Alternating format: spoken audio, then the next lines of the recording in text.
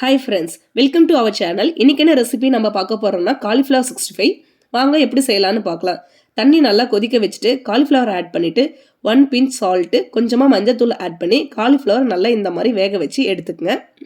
இப்போ ஒரு பவுல் எடுத்துக்கிட்டு கார்ன்ஃப்ளவர் மாவு, 1 table spoon chilli powder, 1 table spoon இஞ்சி பூண்டு விழுது, 1 table spoon Kashmiri chilli powder, 1 table spoon அளவுக்கு சால்ட் ஆட் பண்ணி மசாலா நல்லா கலந்து விட்டு எடுத்துக்கணும். காஷ்மீரி சில்லி பவுடர் எதுக்காக ஆட் பண்ணுறோன்னா கலருக்காக தான் காஷ்மீரி சில்லி பவுடர் ஆட் பண்ணுறோம். இப்போ கொஞ்சமாக தண்ணி ஊற்றி நம்ம காலிஃப்ளவரை மசாலா நல்லா கோட் ஆகிற மாதிரி நல்லா கலந்து விட்டு எடுத்துக்கணும்.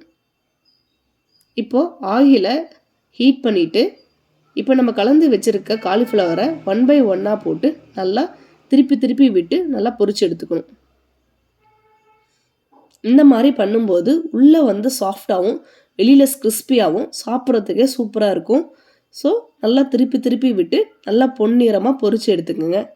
அவ்வளோதான், நமக்கு சூப்பரான சுவையான காலிஃப்ளவர் 65 ரெடி. உங்கள் வீட்டில் இந்த ரெசிபி ட்ரை பண்ணி பார்த்துட்டு எப்படி வந்துட்டு கமெண்ட்ஸில் சொல்லுங்கள். தேங்க்ஸ் ஃபார் வாட்சிங்.